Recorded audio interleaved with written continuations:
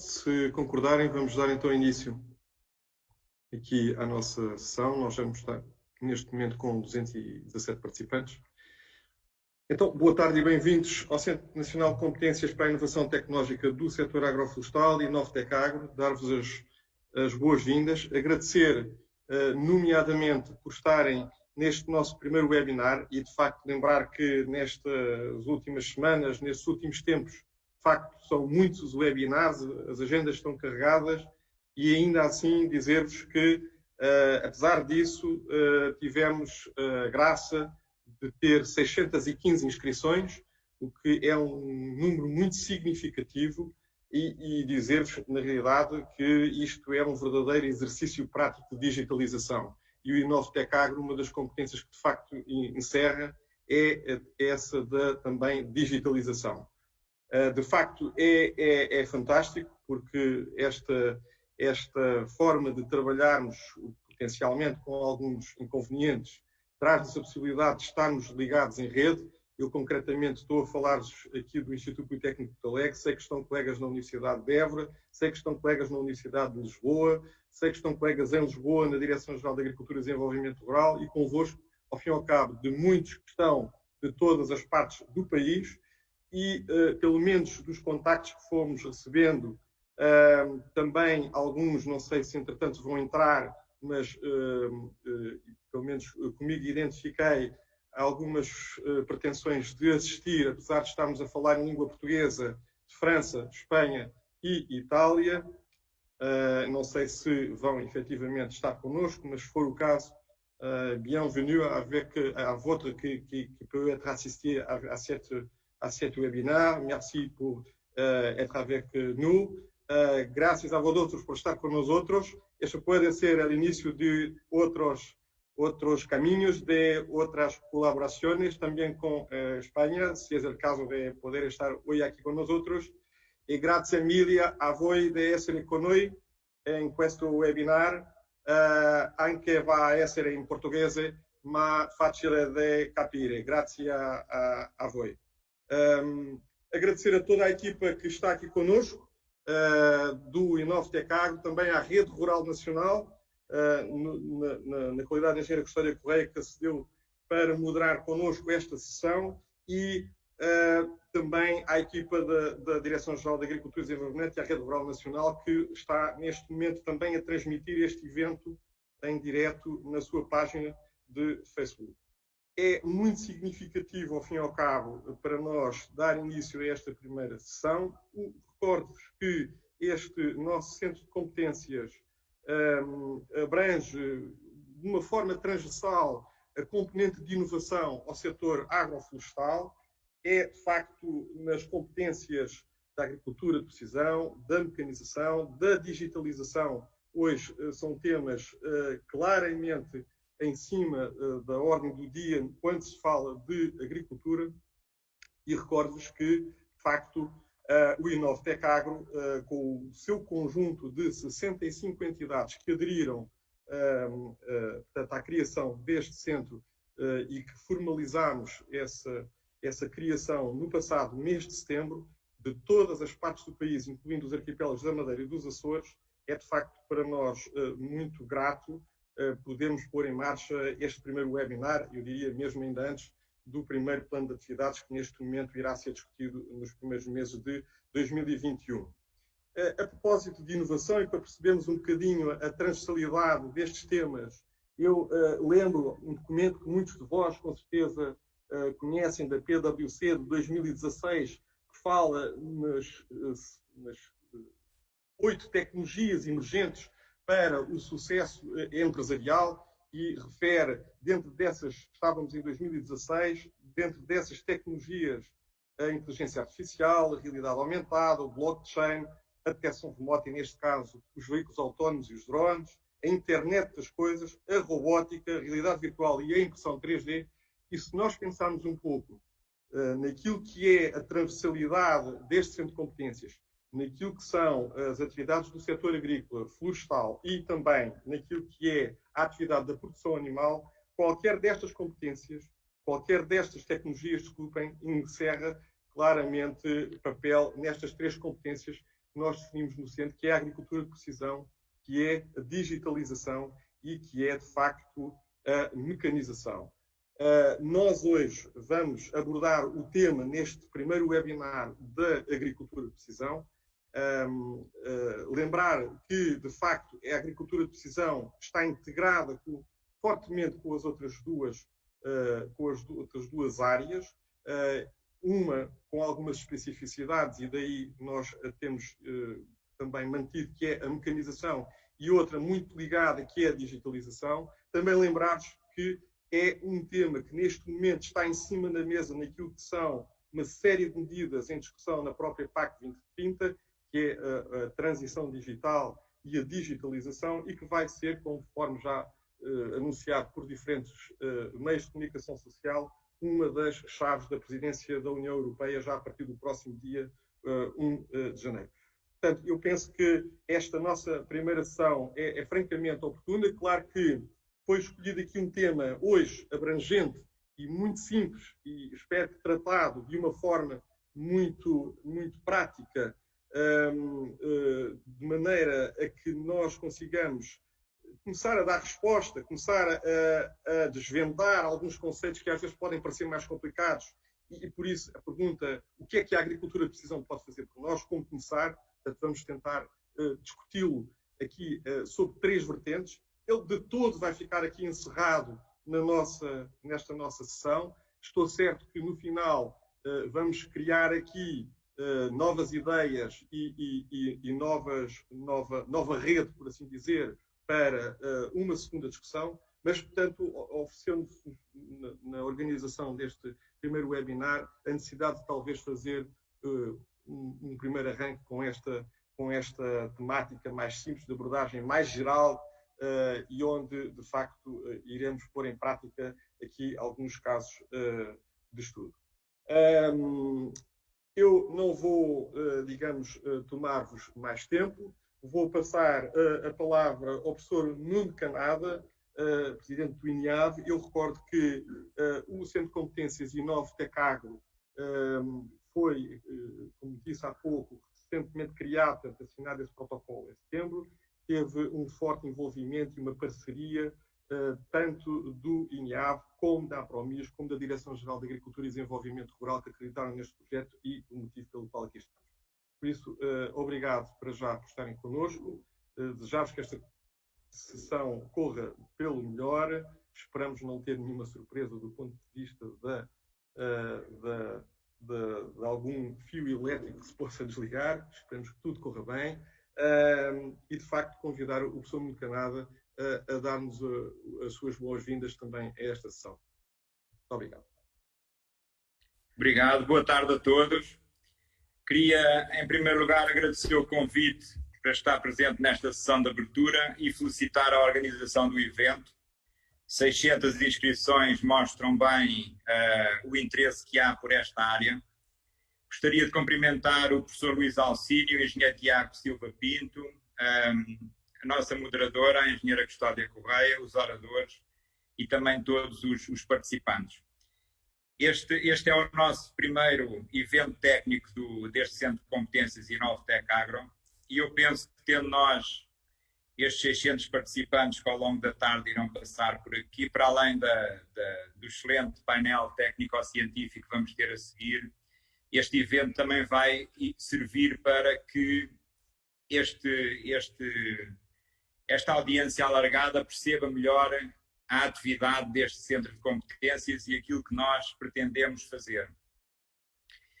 Isto em traços gerais, todos nós sabemos que vamos ter muitas dificuldades em produzir alimentos nas próximas décadas, pelos efeitos que nós já sabemos das alterações climáticas, de pragas e doenças existentes e emergentes, a necessidade do uso cada vez mais eficiente dos recursos, a necessidade de migrar de uma economia linear para uma economia circular, a transição energética. Mas, por outro lado, nós sabemos que, apesar de ser mais difícil produzir alimentos, vamos ter que produzir muito mais alimentos do que aqueles que estamos a produzir hoje em dia. Nós temos uma ordem de grandeza dada pela FAO, na ordem que até 2050 temos que aumentar a produção de alimentos em 60%. Há vários estudos prospectivos com números diferentes, mas a ordem de grandeza é uma ordem de grandeza desta natureza que é enorme.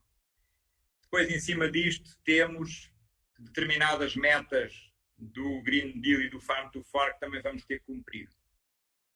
Ou seja, nós vamos ter que produzir mais alimentos num contexto mais difícil e respeitando os princípios da sustentabilidade ambiental, social e económica. E não há outra forma de fazer isto senão com mais incorporação de conhecimento e tecnologia. E este tipo de arranjos colaborativos, como é o caso do InnovTech Agro, que junta os produtores de conhecimento e de tecnologia com os utilizadores deste conhecimento e desta tecnologia, são muito importantes para alinhar a capacidade instalada e aquilo que está a ser feito com o que de facto é preciso para as várias fileiras. O InnovTech Agro reúne de forma muito alargada os utilizadores de tecnologia e eu acho que vai ter um efeito muito positivo. Por um lado, levando a que cada vez mais agricultores utilizem ferramentas de agricultura de precisão, mas também mecanização, que ainda continua a ser relevante em muitas áreas e em muitas fileiras. Mas, por outro lado, também que aqueles agricultores que já estão a usar ferramentas de agricultura de precisão densifiquem esse uso, utilizem mais e ponham em cima dessas ferramentas também inteligência artificial, caminhando para a agricultura 4.0. Este centro de competências tem por objetivo reforçar o ecossistema que já existe. Não vai trabalhar naturalmente de forma isolada, vai trabalhar em estreita articulação, em sinergia e complementaridade com os outros centros de competências que já existem, mas também com outros arranjos colaborativos, como é o caso dos laboratórios colaborativos, onde nesta área o Smart Farm Collab tem um papel muito importante e é perfeitamente complementar à atividade do InnovTech Agro. Eu gostava ainda de salientar outra dimensão que está a acontecer no âmbito da Agenda de Inovação para a Agricultura 2030, que foi há 2 meses lançada, e que tem 2 iniciativas que são muito relevantes para esta área da mecanização, da digitalização, da agricultura de precisão. Uma delas é precisamente uma iniciativa emblemática que se chama Agricultura 4.0, que está totalmente centrada nestas áreas que o professor Luís Alcine teve a explanar na sua intervenção inicial. E a outra iniciativa é a Rede de Inovação. A Rede de Inovação integra as estações experimentais todas do INIAV e mais algumas das DRAPs. E nestas estações experimentais há um conjunto delas que tem um perfil e um potencial muito grande para desenvolvimento, testagem e demonstração de ferramentas de agricultura de precisão. E o INIAV é o coordenador destas 2 iniciativas, quer da Agricultura 4.0, quer da Rede de Inovação, e, portanto, eu queria aqui manifestar um grande interesse e uma grande disponibilidade para desenvolver projetos neste âmbito com os parceiros do InnovTech Agro. Queria ainda lançar aqui um desafio adicional, para terminar, que se relaciona com também o interesse e a disponibilidade no desenvolvimento de futuras ações do Centro de Competências, mais no domínio de ações demonstrativas setoriais, podermos tirar partido desta capacidade instalada em termos das estações experimentais, para tentar catalisar a implementação de ferramentas de agricultura de precisão nas suas várias dimensões, desde o uso mais eficiente de recursos, rega, fertilização, aplicação de fitofármacos, monitorização de culturas a nível da sanidade, da produtividade, gestão de coberto vegetal, várias coisas. Outras dimensões, como gestão económica das explorações, externalidades negativas, segurança alimentar. Portanto, há um conjunto de ações de caráter mais demonstrativo que podem ser feitas e que fica aqui o desafio para que possa ser usada esta capacidade instalada para fazer essas ações. E com este desafio, desejo a todos um excelente webinar e muito obrigado pela vossa atenção. Muito obrigado, Nuno. Obrigado, Nuno. Desculpa, Custódio. Ia passar então agora a palavra então à Engenheira Custódia Correia, agradecendo mais uma vez a ter aceito a moderação deste deste webinar e força, Custódio. Tá, muito obrigado. Boa tarde a todos. Bem-vindos a este primeiro webinar do InnovTech Agro. Espero que esteja de acordo com as vossas expectativas. Pelo menos os nossos oradores já nos garantem de certeza um sucesso deste webinar. E como nestas coisas, e como nós já estamos tão fartos destes webinars, e quando as coisas começam a demorar muito tempo, nós começamos a desligar, eu não quero que isso aconteça e vou já convidar o nosso primeiro orador, o professor Ricardo Braga, para a sua primeira apresentação sobre as ferramentas tecnológicas existentes para a monitorização do solo. Professor Ricardo Braga, por favor. Bem-vindo.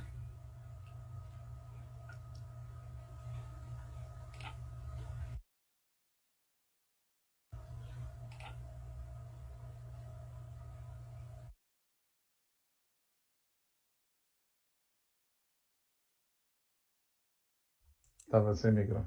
Obrigado, Custódio. Creio que já estão a ver a minha apresentação em modo de ecrã inteiro. Muito bem, então vou começar sem mais demoras. Bom, em primeiro lugar, agradecer o convite para estar presente aqui neste seminário. Esta questão da disseminação e da divulgação da agricultura de precisão é algo que temos batalhado nos últimos anos. Muito se tem feito, muito falta por fazer, há oportunidades que vêm a caminho e, portanto, nomeadamente no âmbito da PAC, e, portanto, temos que começar a fazer aquilo que é possível para já, que é isso que achamos que é muito relevante. A componente que me calhou, foi a questão do solo, portanto, olhar para o solo.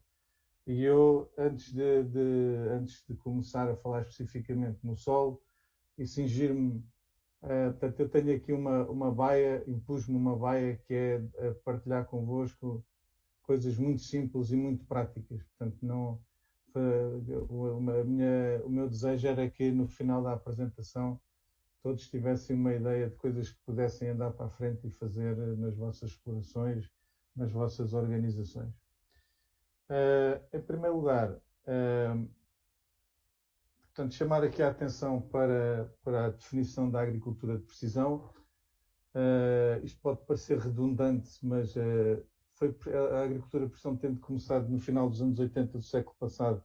Só no ano passado, este ano, é que se entendeu numa definição que todos possamos usar. E aquilo que é, eu não vou estar a lê-la, mas depois, quando tiverem a apresentação, podem ver os detalhes, mas aquilo que a definição incide é na reunião, no processamento, na análise de dados temporais, individuais e espaciais para melhoria do uso dos recursos, melhoria da produtividade, da qualidade, rentabilidade e sustentabilidade da produção agropecuária. Portanto, isto é muito relevante, há vários aspectos relevantes, nomeadamente o facto de não definir caminhos tecnológicos, nem sequer tem a palavra tecnologia, define sim objetivos, e acho que é isso que é o mais importante. Por outro lado, é uma definição ampla e é uma definição completamente transversal a sistemas de produção, a dimensões grandes, pequenas de exploração, culturas de vária ordem, cultura permanente, hortícola, anual, o que seja. Aquilo que vai variar em cada um desses sistemas é a forma como se implementa a agricultura de precisão. E, portanto, esse é um aspecto muito importante, que é, à medida que nós caminhamos do geral, das recomendações gerais, para o particular da exploração do talhão de cada exploração, de cada cultura, as regras genéricas deixam de fazer sentido e, portanto, precisamos de trabalhar muito mais no caso a caso em vez de recomendações genéricas. Também dizer-vos que, portanto, falar apenas da componente de solo desgarrada das outras também não faz sentido. Portanto, nós vamos ter aqui 3 oradores que se vão focar, cada um deles, numa componente. A componente das cartas de produtividade e a sua relação depois com as cartas de margem bruta na minha opinião, a grande porta de entrada da agricultura de precisão, precisamente pela possibilidade de construir estas cartas de margem bruta, onde ficamos a saber onde ganhamos dinheiro, onde perdemos dinheiro, e onde perdemos mais e ganhamos mais, e isso em si mesmo, que mais informação não tivéssemos, isso em si mesmo é um caderno de encargos para a atuação do agricultor ao nível da parcela. Portanto, isto é um pivô, a cultura é pouco relevante. Unicamente aqui interessa dizer que este tipo de informação, tudo o que sejam culturas escolhidas por ceifeira, bolhadora, também a cultura do tomate, da cenoura, da batata, todas elas já dispõem de equipamento para a utilização da monitorização da produtividade. E, portanto, isto depois tem aqui uma alimentação de dados, tem um processamento de dados e depois tem, através do diagnóstico destas zonas mais críticas, tanto pela negativa como pela positiva, tem depois uma atuação, tanto depois de identificados os fatores limitantes, sejam eles de que ordem sejam. Também a questão dos índices de vegetação, portanto, no sistema de informação que nós vamos criar na exploração para a interpretação dos outputs, da produtividade, da qualidade, a questão do índice do NDVI é uma questão fundamental. Ela vai ser aqui abordada pelo colega Rafael da Universidade de Évora, mas vejam, portanto, ela dá-nos aqui, portanto, eu vou usar aqui um caso de estudo de uma exploração e ao longo da apresentação vou-vos mostrar sempre esta exploração que aqui está, que é uma cultura permanente, nem sequer interessa muito especificar qual, nem onde, e portanto o NDVI, portanto, isto é uma imagem obtida numa determinada data.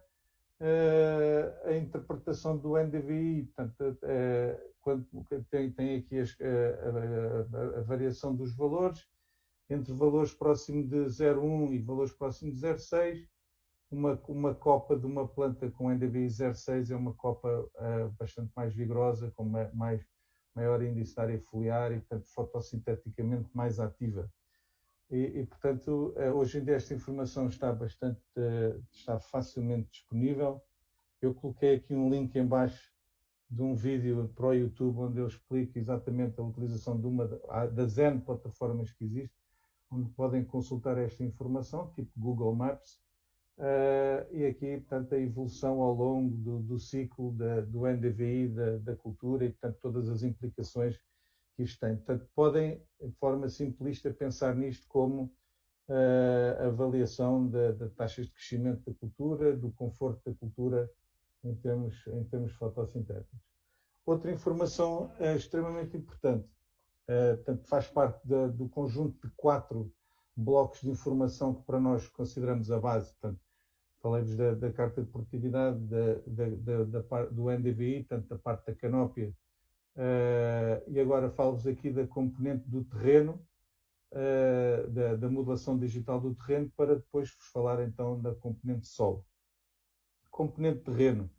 Hoje em dia, da mesma forma que nós fazemos o levantamento para a condutividade elétrica, que falarei a seguir, em simultâneo também podemos colher com grande precisão, com grande resolução espacial, a altimetria em modo RTK, portanto com precisões de 1 a 2 centímetros, e daí derivar outro tipo de atributos do terreno com impacto agronómico, com impacto na gestão agrícola.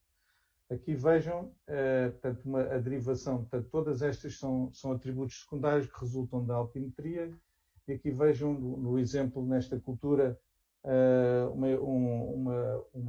a informação do declive e como é que isto pode ser usado, portanto, a detecção de zonas com declives mais suscetíveis da ocorrência de erosão e, portanto, isso condicionar a cobertura do solo de modo diferenciado, a construção de linhas de proteção do solo. Nas culturas permanentes, portanto, e isto é a informação que pode ser obtida previamente à plantação, este tipo de informação tem impacto na orientação que vamos dar às linhas de plantação, portanto, ajuda-nos nessa orientação, e outros aspectos como a mecanização de clives que nos dificultam o uso de determinadas máquinas, nomeadamente pulverizadores, os riscos de captamento. Portanto, facilmente nós identificamos no terreno as zonas problemáticas e, portanto, onde temos que nos dedicar mais a explorar e a resolver os problemas identificados. Outro tipo de informação é esta, que são as linhas de escoamento, portanto, também derivadas da altimetria e em que nos ajudam, por exemplo, na instalação dos drenos, portanto, na mais fácil instalação de redes de drenagem enterrada ou mesmo valas à superfície. Ajudam-nos depois também na rega, portanto, a interpretar valores que encontramos de vegetação, etc. Aqui vejam, por exemplo, quando eu, num tal ambiente de informação, sistema de informação geográfica, sobreponho aquelas linhas que derivei da altimetria, por exemplo, com uma camada da NDVI, eu vejo que há zonas onde, nessas linhas de drenagem, por acumulação lateral de água, eu tenho mais vigor. E, portanto, tudo aquilo que eu depois no terreno preciso para interpretar as diferenças que encontro, quer na produtividade, quer mesmo no desenvolvimento vegetativo das culturas, é este acumular de informação que nos vai, usando os princípios agronómicos, que nos vai ajudar a detectar quais são as causas e depois quais são as formas que temos que atuar em função dos objetivos pretendidos. Portanto, aqui há bocado falei-vos do acesso às imagens de forma gratuita. Aqui mostro-vos um exemplo de um software de gestão de informação geográfica, o QGIS, open source, portanto, amplamente usado e que há com muito suporte. E, portanto, a ideia esta é que em cada exploração ou em cada organização terem o acumular sistemático de informação ano após ano, e que isso nos vai ajudar à interpretação e às medidas de atuação diferenciada. Concretamente, no caso da condutividade elétrica, eu mostro-vos aqui um exemplo de um levantamento para a área que tenho vindo a mostrar. Este aspecto, eu coloquei aqui neste aspecto propositado, muitas vezes nós chamamos isto o raio-x ao solo, tal como o NDVI também é um pouco raio-x à cultura, à canópia.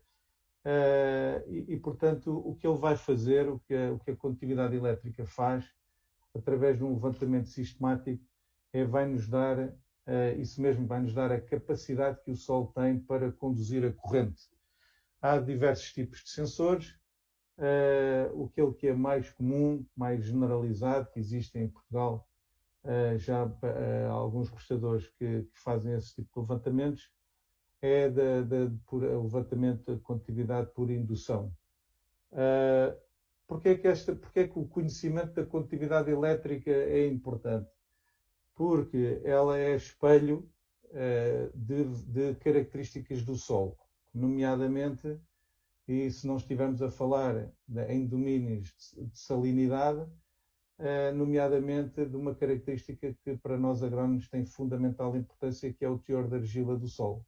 Portanto, teor de argila, classe textural e, portanto, tudo o que isso acarreta de diferenciação, quer do ponto de vista químico, quer do ponto de vista físico, portanto, a afetar a rega e a parte nutricional, estratégias de fertilização, tudo isso. Portanto, basicamente, de forma simplificada, a condutividade elétrica tem esse potencial. E, portanto, eu aqui coloquei-vos neste formato precisamente para verem todas estas quebras que depois vamos ver que são espelhadas na carta do NDVI. Portanto, aqui dois exemplos de equipamentos usados para o levantamento da condutividade elétrica. Isto tem um conjunto de preceitos. Portanto, há um tornó plástico para evitar, portanto, nunca pode ter nada de metálico para evitar que conduza à eletricidade, georreferenciado, e, portanto, este equipamento vai ser transportado no terreno. Ele pode ir em duas posições, uma horizontal, uma vertical, e assim ele dá, neste caso concreto deste modelo, MK2 dá duas profundidades em simultâneo, em função da posição em que vai fazer que vai deslocar-se no terreno. E aqui tem o exemplo para aquela parcela, Portanto, o levantamento, aqui está o levantamento em cima de uma imagem do drone e vem um aspecto muito importante que é a resolução espacial com que os dados são levantados. Portanto, aqui neste caso, interlinha sim, interlinha não da vinha, é feita uma passagem que depois no cômputo geral dá esta informação que aqui está. E se fizermos o zoom, vemos ponto por ponto. Outros aspectos importantes na qualidade, que depois vai determinar tudo o resto, que é a qualidade dos dados obtidos. É importante a época do ano em que se faz o levantamento, portanto, o solo muito seco ou muito úmido não nos dá boa discriminação das diferenças entre as zonas, que é o que pretendemos. A flutuação térmica, portanto, em dias muito quentes, começar no início do dia e passar para temperaturas muito elevadas, isso também tem interferência nas leituras. A densidade dos pontos, portanto, já aqui falei, portanto, aqui estamos a falar de 6 a 8 metros até 15 metros em pré-plantações, portanto, nessa ordem de grandeza, passagens paralelas. A profundidade de medição tem a ver, portanto, se for mais uma cultura anual ou uma cultura permanente, portanto, temos essa possibilidade de ter essas duas profundidades, mas a 1 metro ou a metro e meio do solo. E, finalmente, a questão da calibração. Portanto, são equipamentos bastante sensíveis, portanto, convém aqui alguns preceitos de ordem metodológica no campo para fazer o levantamento. E aqui tem o exemplo, novamente, para a mesma parcela, para a mesma exploração, da carta de produtividade, da carta de condutividade a meio metro e a carta de condutividade a 1 metro de profundidade. Portanto, aqui vem que temos maior teor de argila à superfície do solo. Neste caso concreto, isto é extremamente variável, depende da estratificação do solo, depende de uma série de fatores. Daí eu há pouco dizer, portanto, a interpretação tem sempre que ser feita no campo depois de obtidas estas cartografias. Portanto, não existem relações universais entre isto e depois os nutrientes, ou isto e outro tipo de variáveis. Portanto, tem que ser sempre validado no terreno. Portanto, é isso que dá um pouco de trabalho, mas que depois é compensado pela capacidade de extrapolação espacial.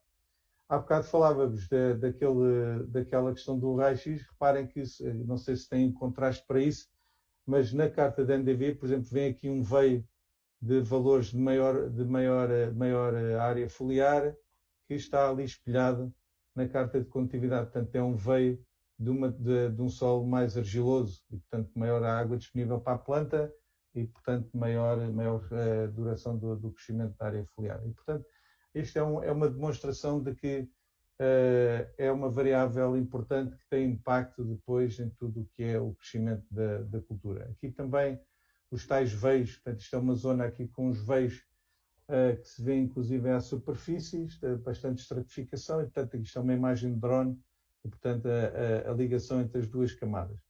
Aplicações concretas. As aplicações concretas são diversas, não é? Porque se estamos a falar da capacidade de avaliação de uma cartografia digital do teor de argila do solo, estamos a falar de tudo o que tem a ver com rega, tudo o que tem a ver com fertilização, tudo o que tem a ver com questões de desenvolvimento vegetativo. A argila é só dentro da terra fina, é só aquela componente mais reativa do ponto de vista físico e químico. E, portanto, eu listei aqui algumas delas. A interpretação da produtividade, vigor e qualidade, portanto, já tenho vindo a falar, portanto, uma das quatro camadas de informação essencial nesse processo. A definição dos setores de rega, portanto, aqui em modo de pré-plantação, extremamente importante e recomendável. Vejam aqui neste caso em que a condutividade elétrica foi feita a posteriori da plantação, e se temos aqui setores que são bastante homogéneos, também temos aqui setores que são heterogéneos, e portanto este é, como sabem, o maior dor de cabeça de quem depois tem que gerir a rega, é ter no mesmo talhão, com o mesmo setor de rega, ter solos com textura mais arenosa ou solos com a textura mais argilosa. A estratégia é completamente diferente. Outro aspecto importante, a questão da localização das sondas também pode ser usada. Portanto, hoje já vão longe os dias em que as sondas eram colocadas um bocadinho ad hoc. Hoje em dia, através deste tipo de informação, nós podemos, através de critérios, a condutividade é um exemplo, a altimetria também é importante neste aspecto, e outros fatores, mas podemos delimitar as zonas para quê? Para obtermos uma boa representatividade da sonda, para que depois aquilo que nós lemos na sonda tenha significado numa área significativa da parcela. Depois outros fatores, a amostragem, tanto a usar como guia para a amostragem de nutrientes e posterior fertilização diferenciada, a questão do risco de compactação, portanto o teor de argila no solo é um dos fatores principais do risco, de aumento do risco de compactação do solo, a questão da erosão, portanto tudo que sejam metodologias agronómicas e processos agronómicos que dependam desta componente podem ser depois aqui com maior rigor utilizados. Para finalizar, mostrava-vos só um caso concreto nesta exploração da aplicação diferenciada de estrume, em que com base na carta de condutividade elétrica, e muito importante, que eu já disse, mas voltarei a repetir, as vezes que forem necessárias, com validação no campo.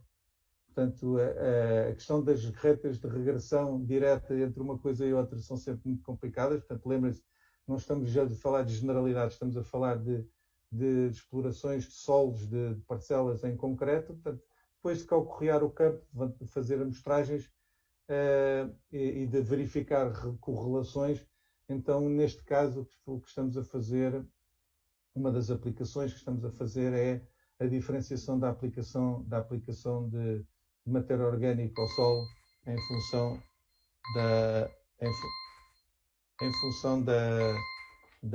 desta variável.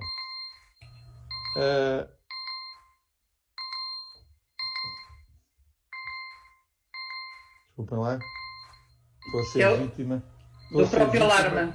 Estou a ser vítima da minha própria ratoeira. Desculpem. Para finalizar mesmo, último slide, e para dar um exemplo do low-tech, da agricultura de precisão low-tech, que é, ok, mas eu para implementar este gráfico vou precisar de um reboque distribuidor de estrume com GPS e VRT e aplicação de taxa diferenciada no campo. Na verdade, aquilo que estamos a fazer é isto, é transformarmos no ambiente SIG, no tal QGIS, transformarmos aquela prescrição, aquela recomendação de aplicação de estrume em toneladas hectare, foi transformado num KPLM e depois foi no telemóvel, esta é a fotografia do meu telemóvel, o upload dessa informação no Google Earth. Okay? Portanto, uma aplicação que muitos de nós têm no telemóvel, permite fazer navegação, e depois o operador que anda no campo, a única coisa que tem que fazer ele tem o cursor de navegação, a única coisa que tem que fazer é variar a velocidade. Estamos a falar de uma máquina não DPA, e portanto se ele variar, se o débito não proporcional ao avanço, e portanto quando ele variar a velocidade, vai deixar maior ou menor taxa de aplicação de matéria orgânica em cada um dos locais. E portanto isto consegue-se fazer com amostragens, com softwares open source, com telemóvel que também, hoje em dia, toda a gente também tem disponível, e, portanto, é este tipo de abordagens. Não quer dizer que a agricultura de precisão em níveis mais avançados não venha a ter a inteligência artificial e tudo isso, mas uma informação importante é que, para começar, podemos fazê-lo de uma forma low-tech e sem grandes custos. Portanto, centramos-nos no essencial, que são os dados, a informação, o conhecimento e a sua gestão. Muito obrigado. Muito obrigada, professor Ricardo Braga. Eu também tinha aqui um cronómetro, só que o meu não estava a tocar. Pedisse assim para os próximos palestrantes, eu aviso já que também tenho um cronómetro, não toca, mas eu arranjo uma música qualquer para interromper. Muito obrigado, vou já passar a palavra, mas antes de passar a palavra ao professor Gonçalo Rodrigues, digo já, para quem quiser começar a colocar algumas questões no bate-papo, nós agradecemos porque assim vamos já tomando nota de algumas dessas questões e depois será mais fácil para o debate. Por isso estão completamente à vontade para começar a colocar alguma questão, alguma dúvida que tenham. Assim, passo a palavra agora ao professor Gonçalo Rodrigues para falar sobre as ferramentas então tecnológicas que existem para a monitorização da gestão da rega. Passo.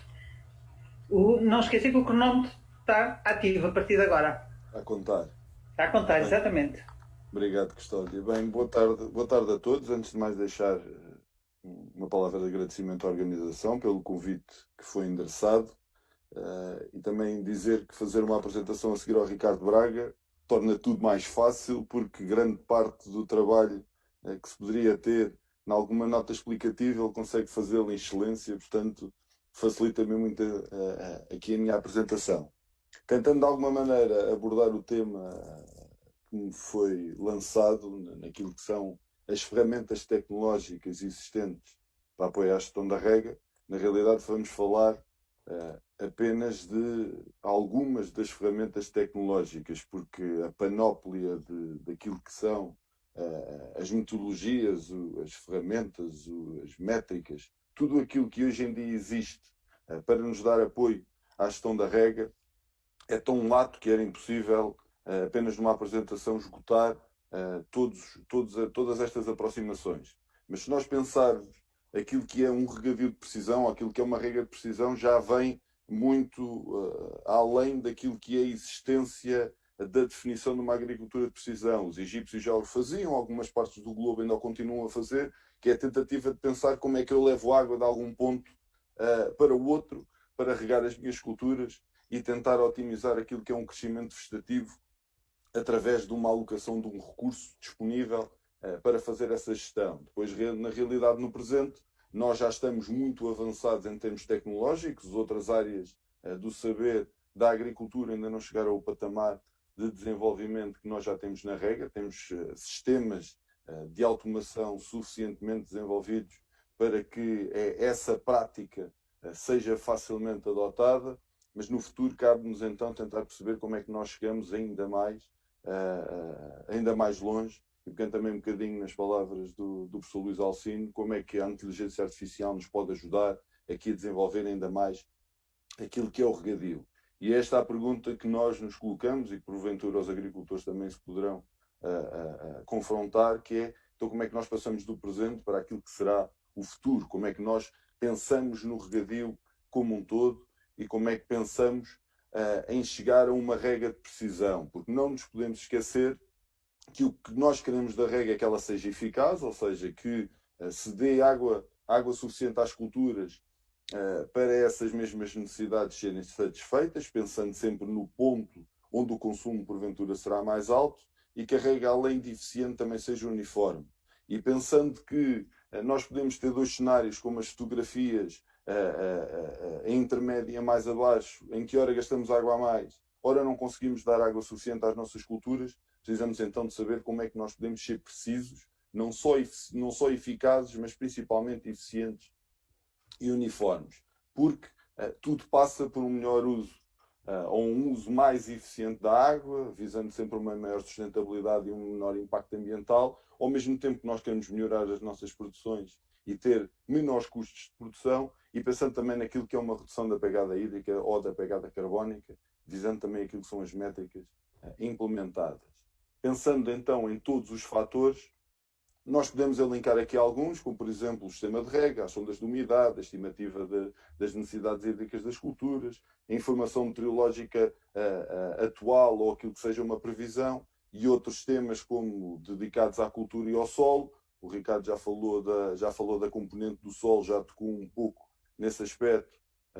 O Zé Rafael irá com certeza entrar em maior detalhe a nível da cultura, mas eu queria cingir-me ou começar aqui por me dedicar um pouco àquilo que é o sistema de rega, porque nós pensamos no sistema de rega como algo que está instalado e que funciona como funciona, e que se calhar podemos fazer aqui um ou outro retoque, mas como é que a agricultura de precisão nos pode ajudar a melhorar?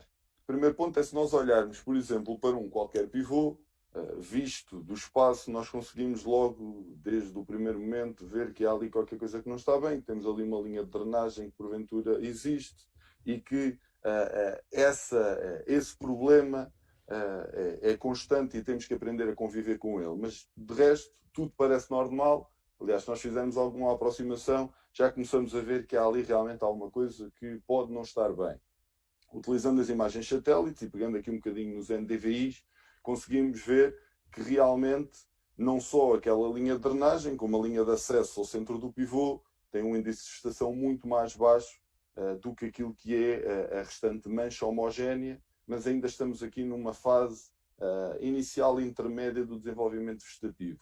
À medida que nós vamos avançando no tempo, começamos a reparar que realmente há alguma coisa que não está bem.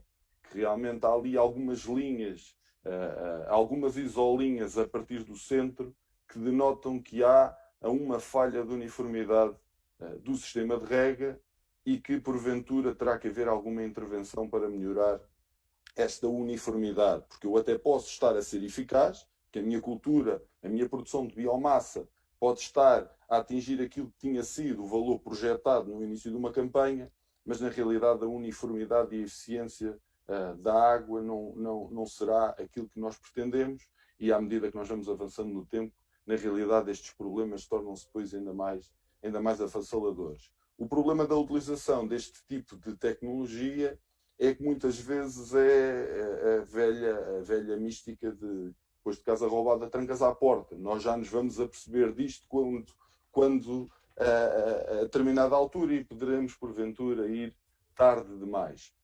Então vamos pensar que se calhar a tecnologia que nós precisamos não é assim tão tecnológica, ou seja, é muito low-tech. O telemóvel do Ricardo é high-tech comparativamente com aquilo que possa ser um coletor que nós vamos instalar no terreno para perceber como é que o nosso sistema está a funcionar. Isto é o princípio da nossa precisão. Nós não podemos ser precisos na nossa rega, na nossa atividade de regadio, sem saber como é que o nosso sistema está a funcionar. E uma avaliação permite detectar isso mesmo. Falhas no sistema de rega que podem dar aso a problemas de crescimento vegetativo, notórios no índice de vegetação, e que através de uma intervenção o que nós queremos é que o sistema seja uniforme. Sendo uniforme, à partida será eficiente e será, com certeza, eficaz.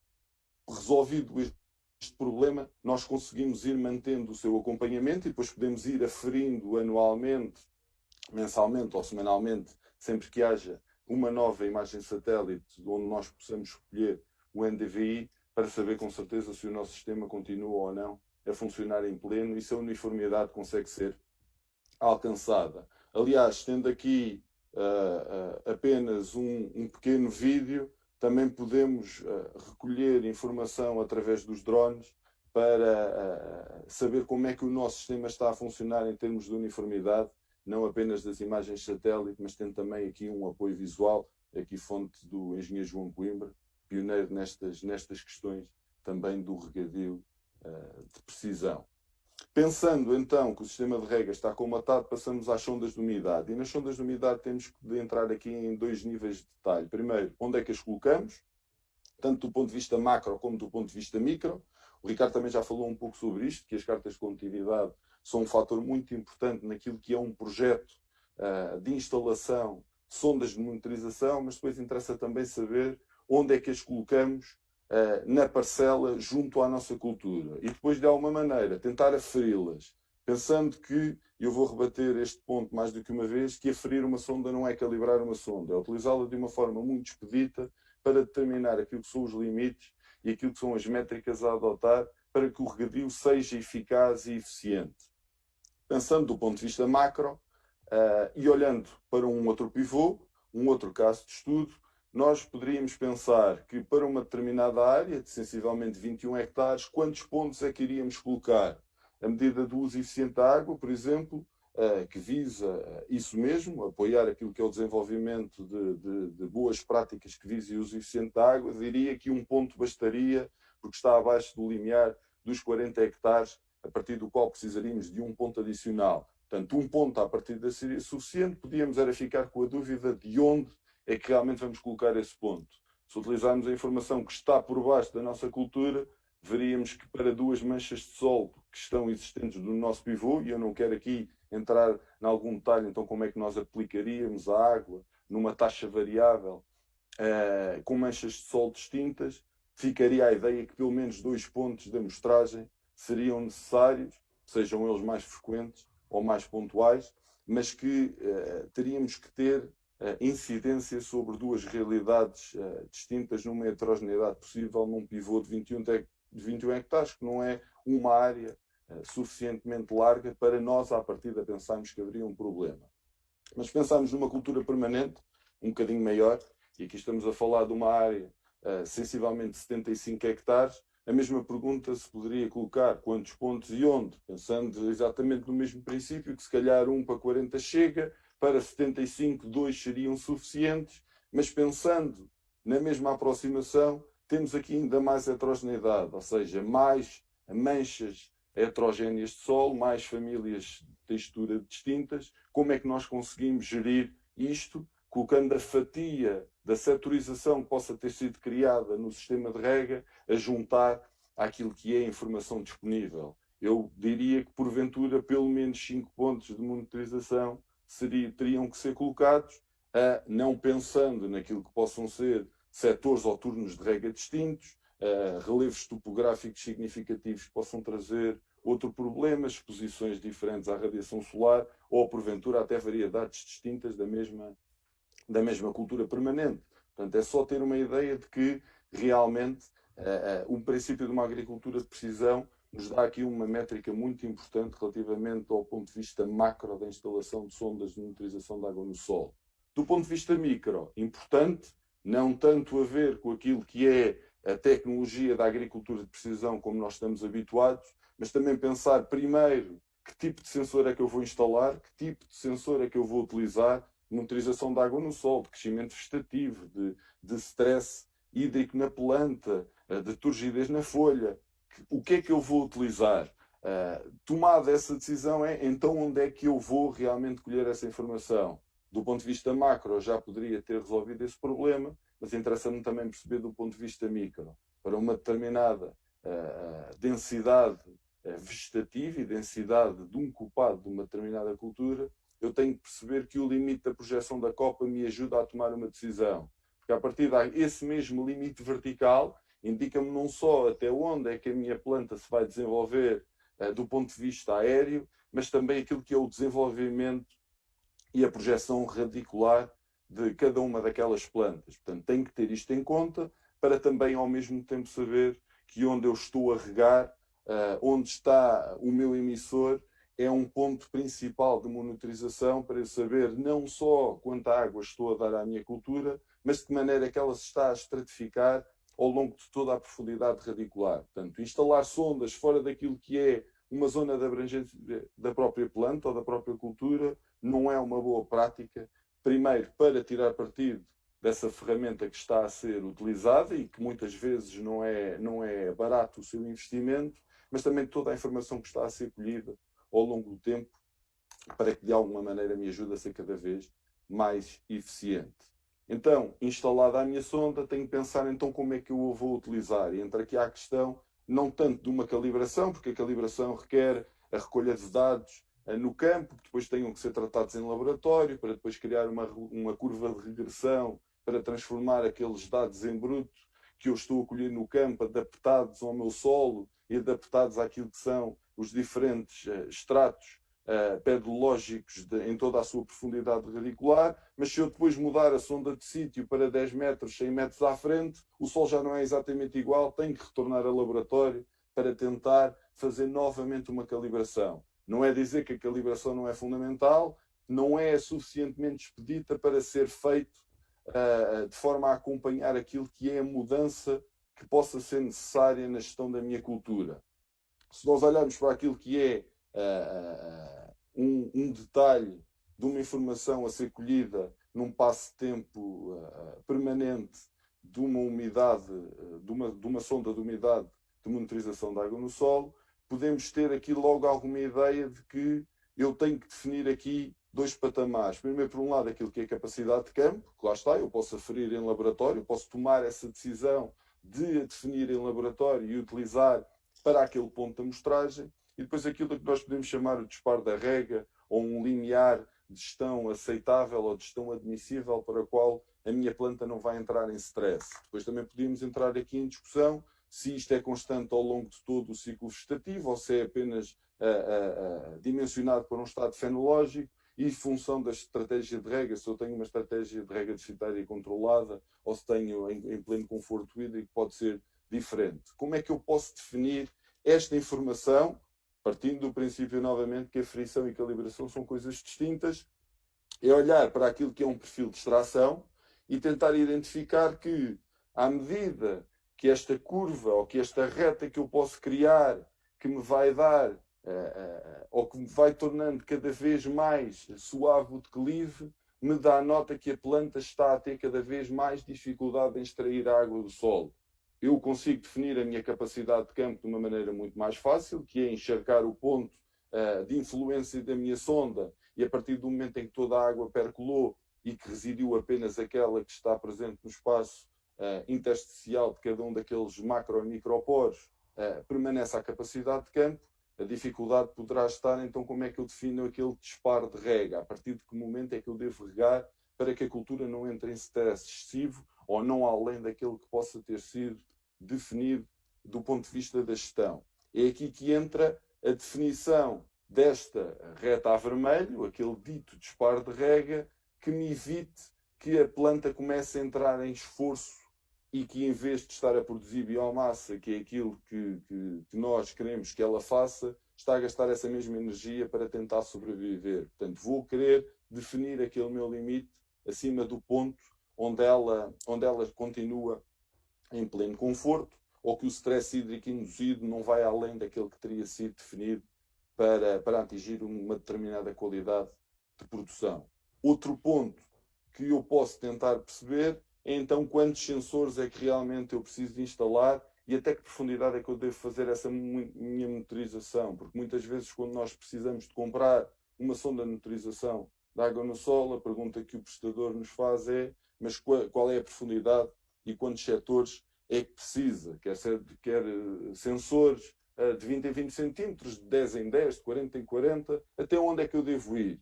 Tendo a instalação feita, e estamos a olhar aqui para uma sonda de profundidade de 60 centímetros com sensores instalados de 10 em 10, nós conseguimos perceber até onde é que realmente vale a pena ir. Se aos 60 centímetros, nesse caso, o teor de água no solo está estável, independente das regas que tenham sido realizadas ou das precipitações que tenham ocorrido, é sinal que realmente não me faz falta preocupar-me com profundidades além destes 60 centímetros. As raízes estão lá, mas não são suficientemente importantes, passa a expressão, para realmente eu me dedicar o meu tempo à sua monitorização. Ficaria aqui apenas pelos 60 centímetros e sabia até onde é que deveria ir e, na realidade, perceber que aquele primeiro extrato de 10 em 10 me dá uma ideia suficientemente larga para ser reativo na tomada de decisão de quando regar. E depois também quanto tempo eu devo realizar a minha rega. E aqui também é relativamente simples esta aflição no campo, que é saber que eu reguei a um determinado momento, a partir do timing em que a água chega a uma profundidade mais baixa, é o tempo suficiente para eu parar de regar. Ou seja, se neste caso, se toda aquela dotação que eu apliquei conseguiu chegar aos 40 centímetros de profundidade, onde a minha planta, dado também aquela amostragem anterior, o seu perfil de extração é fundamentalmente nesta profundidade, eu consigo saber que 2 horas de rega serão suficientes para dar a água à minha cultura, para que todo aquele perfil de solo seja reabastecido de água e que não necessite estar mais tempo a regar, para não levar a perdas significativas ao longo de toda uma campanha de rega. Portanto, o tempo de rega pode também ser feito e tomada a sua decisão apenas utilizando não uma receita milagrosa, mas olhando apenas para os valores como assim são apresentados. Um último ponto passaria então pela determinação das necessidades hídricas das culturas, pela estimativa das necessidades hídricas das culturas, que anda de braço dado com uma previsão meteorológica ou uma recolha de dados meteorológicos, porque o papel principal da meteorologia, da agrometeorologia, é tentar definir aquilo que é a evapotranspiração de referência, depois em conjunto com o tipo de cultura, traduzido através de um coeficiente cultural, permite a estimativa da evapotranspiração cultural, que em conjunto com a precipitação me dá as minhas necessidades hídricas. Agora, como é que eu posso utilizar a agricultura de precisão para me ajudar na definição deste mesmo coeficiente cultural?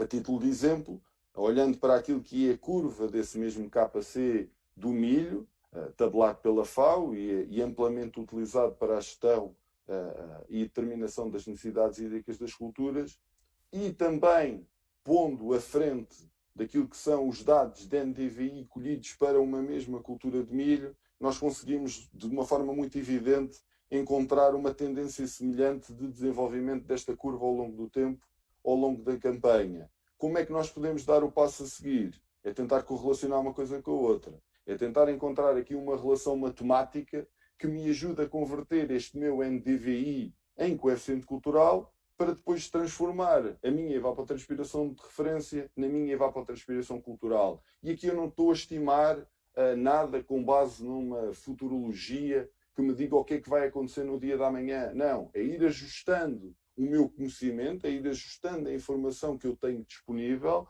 para conseguir, de uma forma muito rápida e muito expedita, transformar a informação que vem do satélite ou que vem do drone e convertê-lo num indicador matemático que me permita converter, então, um dado meteorológico numa necessidade de água, fazendo esta correlação e transformando um NDVI num coeficiente cultural, e se compararmos com o coeficiente cultural da FAO, vemos que realmente se aproximam muito um do outro, e depois cabe ao agricultor fazer esta gestão. Muitas vezes, quando os dados são mais altos do que aquilo que é o tabelado, eu porventura posso regar um bocadinho menos. Se forem um pouco mais baixos, eu terei que regar um bocadinho mais, mas isto ao longo do tempo, o trabalho vai sendo feito e vai se ajustando da melhor maneira possível. Compondo então assim o ramalhete e deixando também depois margem para outros temas poderem ser discutidos em maior detalhe, principalmente para o colega Rafael se dedicar também àquilo que é a necessidade de acompanhamento da cultura, conseguimos chegar a uma regra de precisão, conseguimos utilizar a tecnologia disponível para sermos muito mais eficientes, muito mais uniformes e continuarmos a ser cada vez mais eficazes, para que na realidade aquele futuro que possa parecer tão longínquo de colher informação no campo e integrá-la toda numa só base e tomar a decisão em tempo real, que pode parecer tão difícil e tão avassalador, como é que eu giro tantos dados e como é que giro tanta fonte de informação, na realidade se torna o presente e consigo ser cada vez mais eficiente no uso da água e consigo tirar cada vez melhores resultados na gestão desse fator cada vez mais escasso. Muito obrigado pela vossa atenção. Muito obrigado, Gonçalo. Uma exposição também muito, muito interessante. Passo agora a palavra ao professor José Rafael, da Universidade de Évora, para então agora falar da parte das questões relacionadas com a monitorização da cultura. Professor José Rafael. Não se esqueçam de ir colocando questões, já temos algumas, mas... Força.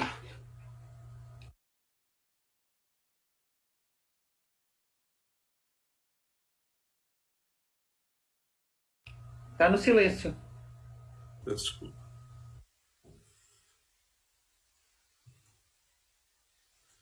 Ora bem, boa tarde a todos. Cumprimentar os colegas, cumprimentar quem nos ouve. Eu sou apaixonado por esta fotografia e, portanto, gosto sempre de começar com ela para situar um bocadinho, talvez, a minha conversa. Dizer-vos que, e portanto, e acho que muito bem os colegas que me precederam, centraram muitas vezes o foco na questão mais da inovação do que propriamente da tecnologia. E eu acho que realmente este é um desafio muito, muito, muito grande. Normalmente as pessoas cegam com a tecnologia e esquecem-se que a tecnologia realmente serve para inovar, porque se não servir para inovar, vale zero, quer dizer, ou seja, não serve para nada. Esta fotografia é uma fotografia que eu acho deliciosa, porque este agricultor, o Arturo, tinha um problema, que é a escassez de água numa determinada altura do ano. portanto, a tecnologia que ele usa é uma garrafa de 1,5 litro de água, virada ao contrário, cortada, e tem um doseador que é, no fundo, reaproveitado das garrafas de soro, nomeadamente no hospital. E, portanto, isso significa que ele precisava de poupar água, precisava de pôr gota a gota, porque é preciosa, e fundamentalmente é engraçado que ele meteu uma estaca, meteu uma garrafa de 1,5 litro de água, enche a água e vai doseando a água à medida que as necessidades da planta o vão exigir. Aliás, este senhor é muito inovador, porque é aquele que fornece, nomeadamente, alguns produtos para o supermercado local. Ora bem, dizer-vos então ainda outra questão. Será que existe uma tecnologia adaptada a cada situação? Bom, eu acho que também, porque às vezes um dos grandes erros que nós temos é que, comprando um equipamento que serve a alguém, pensamos que esse mesmo equipamento serve para tudo e para todos. E repararem aqui, nem sempre é verdade, porque às vezes a mesma tecnologia, numa outra exploração agrícola, já não funciona tão bem. Reparem, vocês pensam imediatamente o seguinte: então, se ele, em vez de usar uma garrafa de 1,5 litro de água, usasse um garrafão de 5 litros, não seria melhor? Bom, dizer-vos que, neste caso concreto, a tecnologia da garrafão dos 5 litros não se adequaria perfeitamente à situação dele. Porque ele, com uma tecnologia de uma garrafa de 1,5 litro de água, significa que apenas tem que cortar um SPEC na floresta que está logo ali ao lado, e esse SPEC aguenta uma garrafa de 1,5 litro de água. No entanto, se metesse um garrafão de 5 litros, se calhar o SPEC que ele corta logo ali ao lado da floresta que tem da exploração já não serviria para este tipo de abordagem. Portanto, significa que este SPEC não aguentaria o peso de água dos 5 litros. Portanto, é feita esta introdução, que eu acho que é mesmo muito importante, o que é a tecnologia e o que é a inovação, e qual é a tecnologia que nos serve, porque nem sempre a mesma do vizinho do lado nos serve a nós. E, portanto, neste sentido, eu diria que estou preparado para começar aqui um bocadinho a falar daquilo que me incumbiram, que é falar sobre as ferramentas tecnológicas existentes para a monitorização e inspeção das culturas. Ora bem, o que pode realmente a agricultura de precisão fazer para nós? Eu acho que pode não servir para nada, mas se nos ajudar a resolver problemas, já serve para muito. E eu acho que o objetivo é esse, é tentar resolver problemas. E os problemas realmente podem ser tão diversos. Bom, dizer-vos então aqui alguns aspectos que eu acho que são importantes, e eu diria que a minha apresentação vai andar à volta destes 4 pontos. Falar um bocadinho do que é que são fundamentalmente os fatores associados às culturas, o que é que são os fatores associados às tecnologias, o que é a questão da monitorização, e o que é a questão da identificação dos problemas. E neste sentido eu começaria por falar de tecnologia. Bom, eu podia falar de muitas, mas eu vou-me cingir fundamentalmente quase 2, e aqui uma terceira que começa a funcionar já do ponto de vista quase manual e que pode ser interessante para falar um bocadinho. Ora bem, uma das tecnologias que muito se utiliza na questão da monitorização das culturas é as imagens de satélite. Já falámos aqui pelos meus colegas anteriormente. As imagens de satélite eu acho que vieram provocar uma revolução imensa do ponto de vista da monitorização do globo terrestre, não só numa perspectiva de índices texturais, como índices estruturais, ou outro tipo de índices, inclusivamente técnicos. Mas pronto, neste caso concreto, eu diria que temos uma tecnologia que, de alguma forma, está facilmente acessível nos dias de hoje, especialmente com o programa Copérnicos e com toda a constelação que esse programa nos tem brindado. Depois temos uma outra tecnologia que eu diria que são os drones. Os drones realmente com uma versatilidade do ponto de vista local, com uma possibilidade de, no fundo, acoplar não só sensores do ponto de vista do visível, mas inclusive outros sensores, nomeadamente do térmico, no infravermelho, etc., que nos permitem rapidamente observar o estado da cultura, mas que exigem aqui um aspecto que é um aspecto da usabilidade, da capacidade de usar, da questão do processar em tempo, diria, quase real, que é difícil a informação. E, portanto, eu diria que, enquanto que o de cima tem uma resolução espacial e temporal muito aceitável, o drone tem uma resolução espacial imensa, muitas vezes, às vezes, acima daquilo que nós temos necessidade. Mas, portanto, temos aqui 2 instrumentos, inclusive, que se podem complementar um ao outro. E depois temos aqui alguns sensores, são sensores próximos, que o drone também poderá ser um sensor próximo, mas são sensores próximos que podem muito bem ser utilizados, são normalmente hoje em dia muito baratos. Se compramos sensores de green seekers e coisas desse género que existem no mercado, que podem muito bem servir ao empresário agrícola para começar a perceber quais são as diferenças de clorofila, quais são as diferenças de nutrientes do ponto de vista da aplicação do azoto, etc. E, portanto, Temos aqui tecnologias que eu diria que fundamentalmente centradas nestas duas, entre os satélites e os drones, que eu acho que vale a pena pensar como podemos utilizá-las. Depois temos aqui os fatores das culturas. Reparem, as culturas, nós temos culturas com densidades de plantas diferentes, com folhas de formatos diferentes. Temos, inclusive, culturas com estruturas totalmente diferentes do ponto de vista, umas estão em linhas, têm interlinhas, têm volumes de copo totalmente diferentes. E, portanto, reparem, as culturas, de alguma forma, vão condicionar a esta questão da utilização destes sensores, sejam remotos ou próximos, e depois, por sua vez, vão condicionar o quê? Vão condicionar depois as tomadas de decisão. Porque em função de cada cultura teremos seguramente tomadas de decisão diferentes.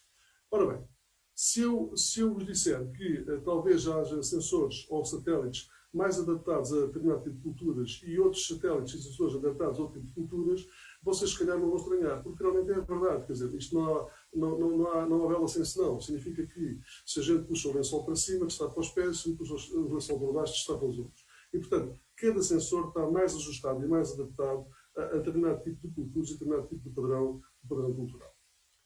Bom, e depois temos os problemas. Portanto, há sensores, quer do ponto de vista dos drones e dos satélites, que detectam muitas coisas diferentes.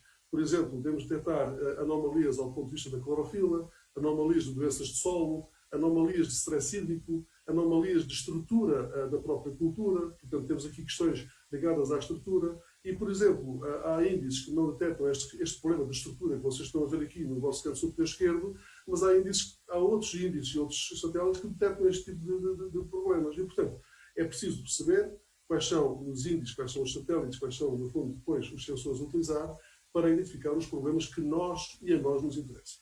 Será mesmo um problema do ponto de vista de uma reação rápida? Será um problema de gestão da água? Será um problema da gestão de nutrientes? Será um problema da gestão, nomeadamente, de doenças de solo ou outro tipo de doenças? Ou seja, é aqui um conjunto de identificação de problemas que nos interessam que realmente podem ser interessantes verificar, nomeadamente, de qual é o tipo de sensor que mais circula hoje. Nas questões da monitorização há aqui um aspecto fundamental. O primeiro é o tempo. Se é monitorização, eu quero receber informação de quanto em quanto tempo. E depois é o aspecto da escala.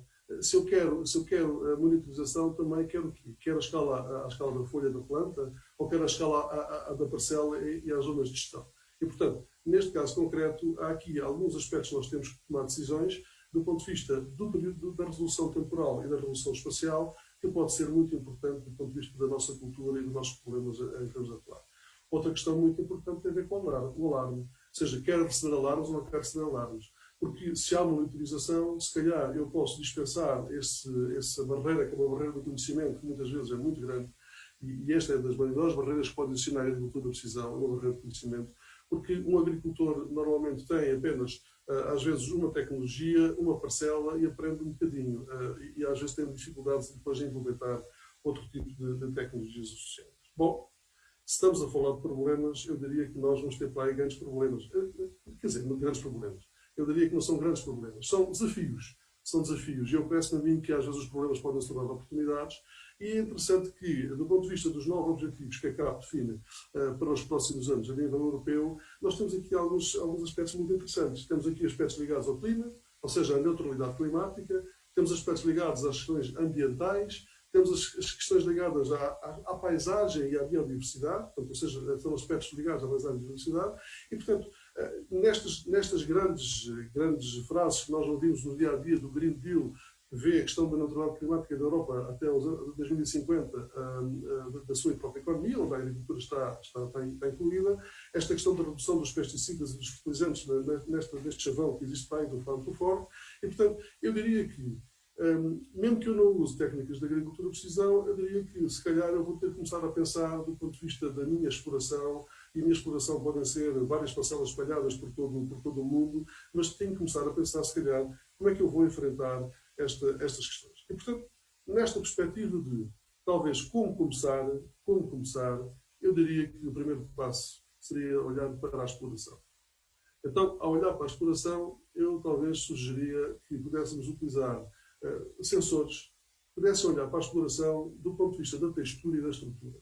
Ora bem, se vocês repararem do vosso lado esquerdo, nós temos uma exploração e temos um índice de textura. Este índice de textura vai variar no espaço e no tempo. Ou seja, ali os azuis são zonas de muito mais vegetação, os amarelos e os vermelhos são zonas com menos vegetação. Portanto, mas isto vai variar no espaço e no tempo. Portanto, esta minha exploração, que inclusive tem duas parcelas que estão aqui separadas da própria exploração, portanto, fazem um conjunto de identidade própria que vai variando nesse mesmo espaço e nesse tempo. Se vocês olharem para o vosso lado direito, tem um índice estrutural. Esse índice estrutural diz-nos o quê? Diz-nos, no fundo, da verticalidade do uso do espaço. Ou seja, temos culturas mais tipo pastagem, ou temos culturas mais do género arbóreo ou subarbóreo. E, portanto, esse índice estrutural da mesma exploração pode nos ajudar a perceber realmente quais são as variações que nós vamos encontrando também dentro da minha exploração.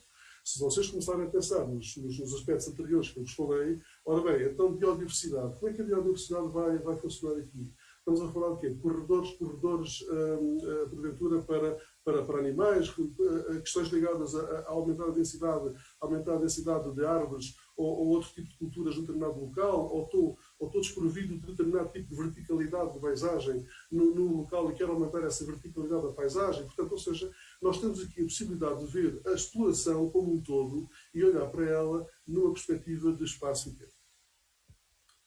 Segundo passo. Eu diria que temos que entrar ao nível da parcela.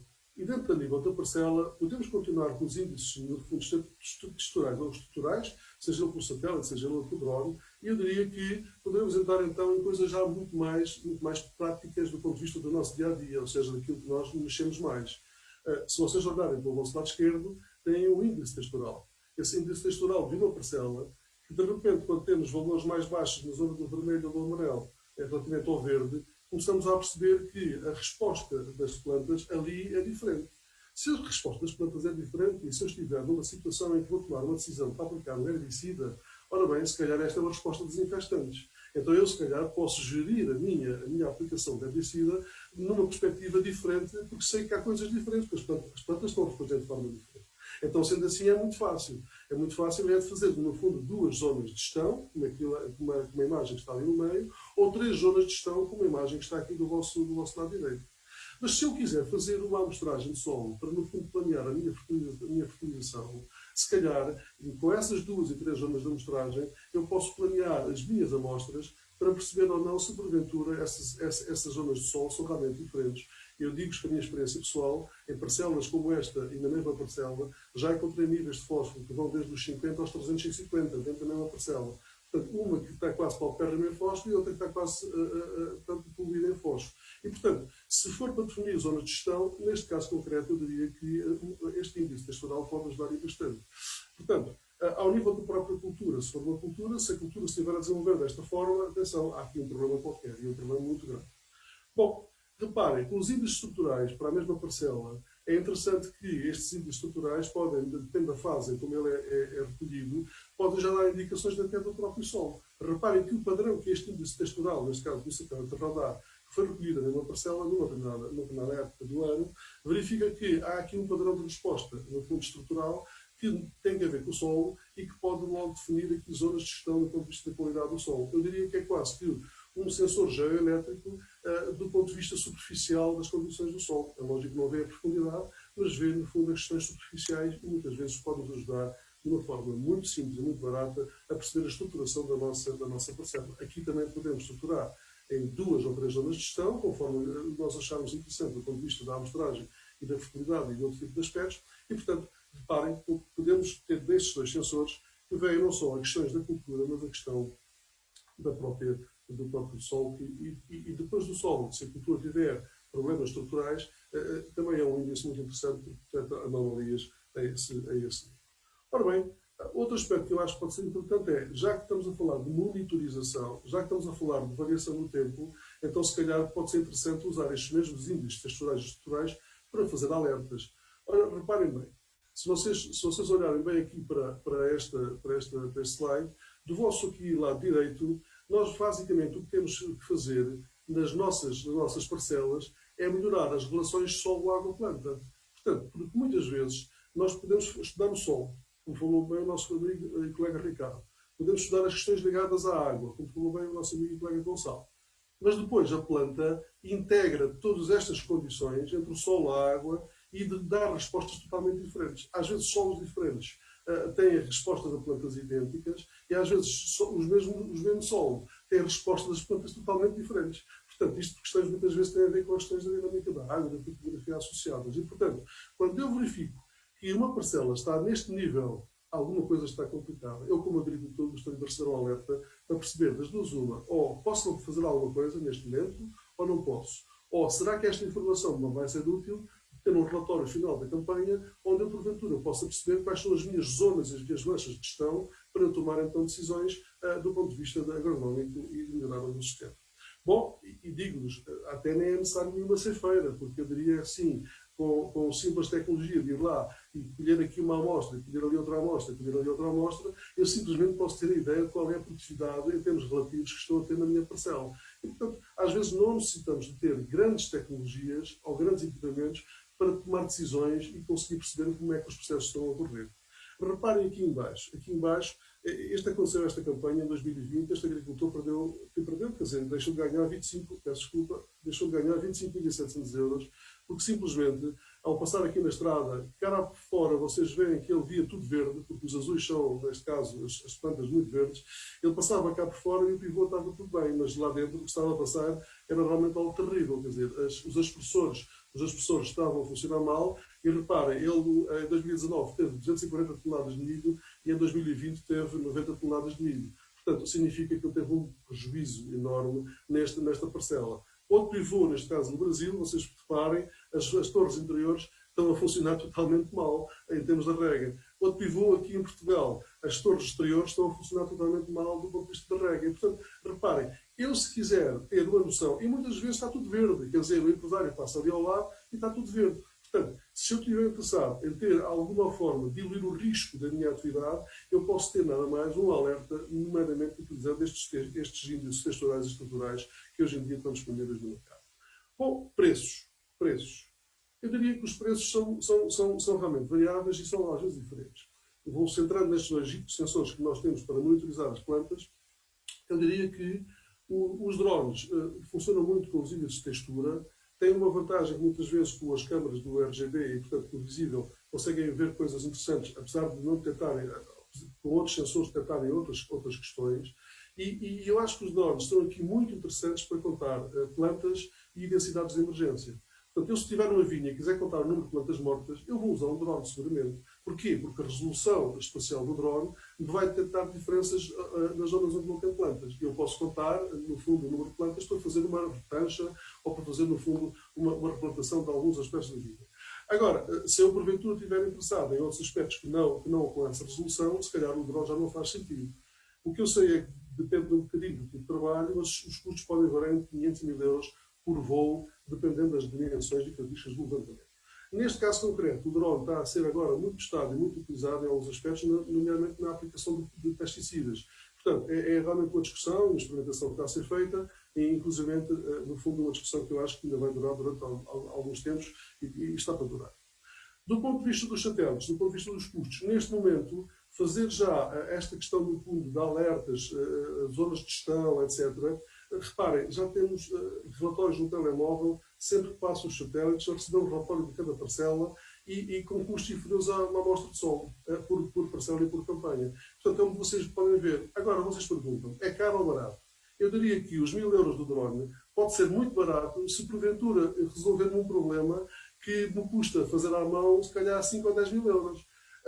E o satélite pode ser muito caro, mesmo que seja menos que uma amostra, o custo de uma amostra de solo. Se porventura esta informação, eu receber os alertas, receber esta informação e depois não fazer nada com ela. Portanto, aqui a questão do ser caro e ser barato, inclusive a informação que é custo zero pode ser cara. Porquê? Porque eu estou a gastar tempo que eu posso utilizar no lado qualquer. Se porventura essa informação, que é totalmente barata, a custo zero, eu não a servir para nada. Ou seja, se ela não servir para nada, porventura será mesmo muito caro. Bom, eu não sei se termino ou não termino, mas pronto, devo dizer que eu realmente tenho um smartphone muito caro.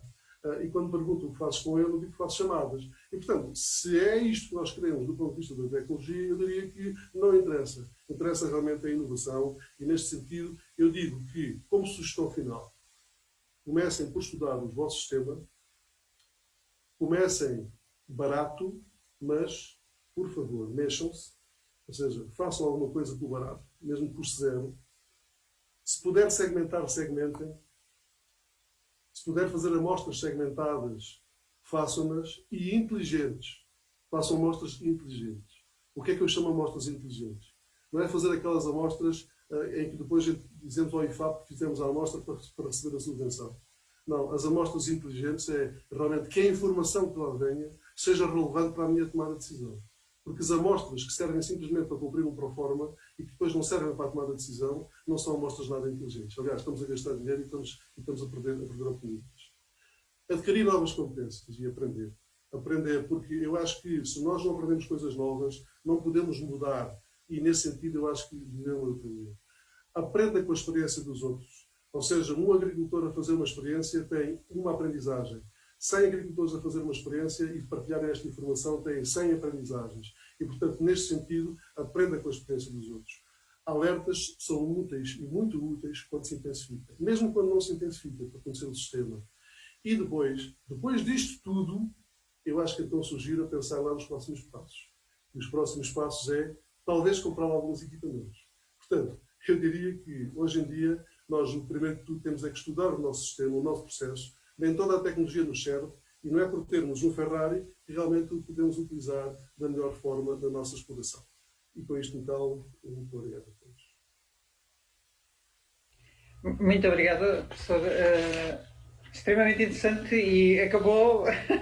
Eu tinha aqui umas quantas questões, eu próprio, e agora estava assim, está respondido, pronto. Ok. Bom, mas entretanto temos aqui algumas questões que foram colocadas aqui e eu ia lançá-las. Tenho aqui uma mesmo que diz que era para o professor Ricardo Braga, mas eu penso até que qualquer um poderia responder. No fundo, é qual a importância principal da agricultura de precisão para a nova PAC? Que contributos estão neste momento, penso eu que seja isso, realizados para este âmbito das discussões da nova PAC? Ricardo Braga.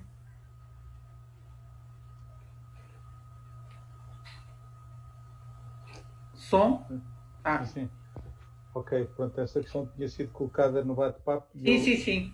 Pedi para ser ao vivo, que acho que é mais fácil. Bom, esse tema é um tema que está neste momento, como sabem, portanto, foi feito o PEPAC está em discussão pública, o documento está online para quem o quiser consultar e dar... Já não pode, já acabou o prazo. Já não pode, já não pode. Mas pode dar, exatamente. A questão da digitalização, como é que está? Portanto, existe, como sabem, o grupo de Espíritos que dá apoio ao GPP e ao Ministério da Agricultura, portanto, nas novas medidas. Foi criado um grupo para definir uma estratégia para a digitalização do setor da agricultura portuguesa. Uma estratégia abrangente, portanto, não só porque nós aqui estamos sempre a falar apenas de um lado, que é o lado do tomador, que é o agricultor, mas temos que olhar para isto numa lógica de sistema, e aí eu tenho sempre feito bastante força para que a administração pública também ela comece a disponibilizar alguns dos dados que tem, nomeadamente cartas de solos, nomeadamente informação meteorológica, que continuam a ser pagos para utilizações que beneficiam em muito o setor agrícola. Mas tirando esse aspecto, bom, a questão em cima da mesa neste momento, é o desenho das medidas, ou seja, como é que a futura PAC pode promover a adoção da agricultura de precisão. E eu sobre este assunto, eu já tenho falado em alguns eventos, publicamente sobre o tema, e eu tento aprender com...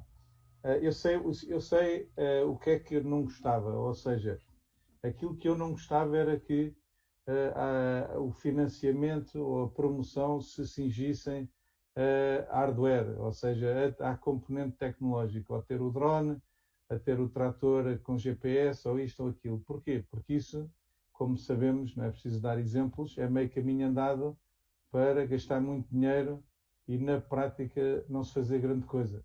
Ou seja, portanto, na minha opinião, aquilo que nós temos que procurar, portanto, como já devem ter percebido, nada está decidido, está tudo em cima da mesa, portanto, eu vou dar aquilo que é a minha opinião. aquilo que temos que trabalhar é procurar financiar medidas, promover medidas que tenham efeito dominó, ou seja, que tenham um efeito reprodutivo grande e que basicamente que é dessa forma que nós conseguimos, de forma de sermos eficientes a gastar o dinheiro, que é de gastarmos menos e tirarmos maior eficiência desse gasto. Porque via, essencialmente, portanto, a questão da capacitação é fundamental. Portanto, como viram, a tónica de qualquer uma das palestras foi muito no uso de dados e no uso, se quisermos um termo pomposo, da inteligência agronómica para pegar em dados de diversas fontes e transformá-lo em decisões. Portanto, isto faz, a matéria-prima para isto é massa cinzenta agronómica. Isso acontece através da capacitação. Também para isso, não poderia ser mais na ordem do dia estarmos neste recém-criado centro de competências em que uma das tarefas também é essa mesma. E, portanto, essa é uma questão fundamental. Outra questão fundamental é como é que nós vamos chegar ao grande, ao pequeno, à horticultura, aos animais, portanto, a tudo isso, portanto, porque a digitalização, nós aqui falamos apenas de culturas, mas a digitalização no setor pecuário tem já bastantes implementações em Portugal e algumas com resultados extremamente favoráveis. E, portanto, como é que nós vamos fazê-lo?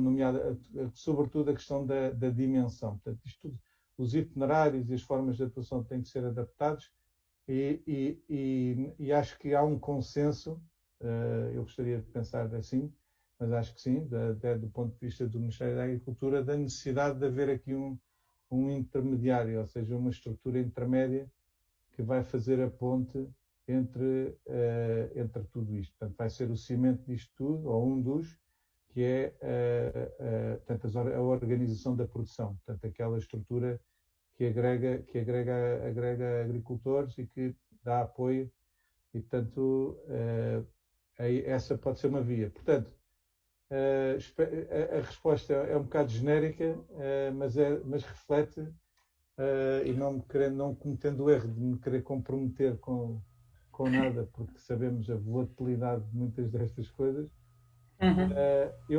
O que eu penso é isto, ou seja, no fundo, como disse na última AgroGlobal, quando me perguntaram qual era a tecnologia em que eu apostava para ter um efeito diferenciador, eu tenho grande dificuldade em dizer uma, porque novamente é a questão do sistema, e a principal é a tal palavrinha que cai sempre aqui, que é o mindset, né? Que é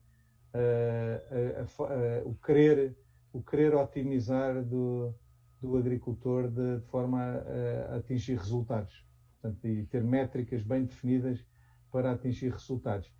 Só para finalizar, isto que eu acabei de dizer casa perfeitamente com um dos objetivos da nova PAC, que é apoio a medidas que sejam a ações que sejam quantificáveis e que se possa ter um percurso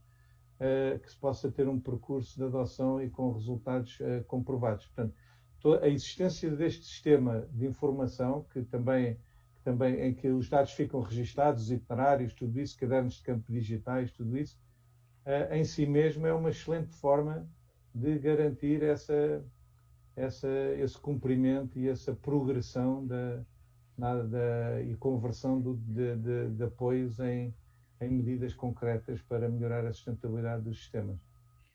Ricardo, só está aqui outra questão que já agora aproveito para si, depois tenho uma pergunta para cada um dos outros oradores. Está aqui a Dulce, que pergunta: uma agricultura de precisão poderá integrar uma monitorização do nível de fertilidade biológica no solo? Micro-organismos, como as micorrizas, minhocas, isso tudo? Com certeza que sim. Aliás, ainda bem que colocam essa questão. Porquê? Porque, portanto, o termo que todos pensamos quando pensamos no futuro da PAC é a intensificação sustentável, portanto, é o tal fazer mais com menos. A digitalização é transversal, mas depois há várias formas colaterais, e uma delas é o mote de colocar a natureza, trabalharmos com a natureza, não é? E, Portanto, isso tudo hoje está em voga. Existem métricas, é fácil ou relativamente fácil de quantificar esses benefícios e, portanto, também já vai aparecendo o termo da promoção de biodiversidade de precisão. Ou seja, isso nós, quem acompanhou o projeto Smart Crop na Quinta da Chola, também fizemos isso, que foi o quê? Que foi quando eu olho para uma carta de produtividade, quando eu construo uma carta de margem bruta, eu invariavelmente, há duas certezas. Uma certeza é que vou encontrar variações de produtividade do simples para 10 vezes mais, muitas vezes, ou mais ainda, e outras é que vou encontrar zonas onde eu perco dinheiro. E essas zonas, na melhor das hipóteses, são apenas as cabeceiras. E foi isso que aconteceu.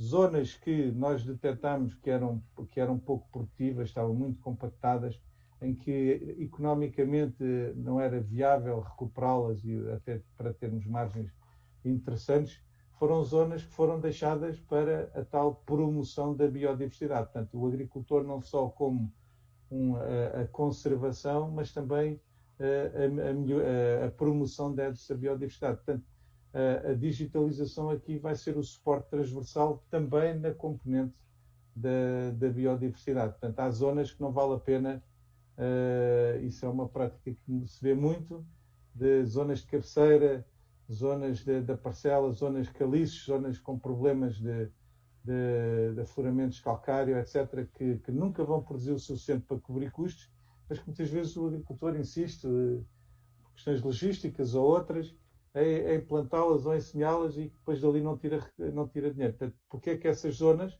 sem grande impacto, aliás, com impacto positivo no rendimento, porque ao não serem semeadas, não se gastam horas de trabalho, não se gasta mais nada, portanto, e não se perde dinheiro. E, portanto, e ainda assim, ainda vai ter a componente do ganho da promoção de biodiversidade no agroecossistema. Portanto, é uma ligação virtuosa, é uma sinergia total e absoluta.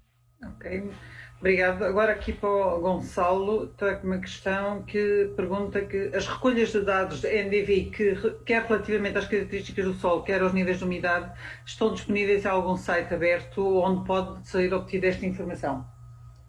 Não, relativamente aos dados de umidade, há indicadores que são gerados a partir da detecção remota que podem dar indicação sobre o estado hídrico das plantas através do índice de stress. Os indicadores de que falava eram colhidos em campo para fortalecer a informação disponível e acompanhar e melhorar a tomada de decisão. Relativamente aos dados de solo, aquilo que o Ricardo tinha falado relativamente à condutividade, mas informação relativamente às manchas de solo Portugal continental, o INIAV recentemente disponibilizou uma ferramenta que está disponível online, o InfoSolo, que apresenta esses e outros indicadores que podem servir de base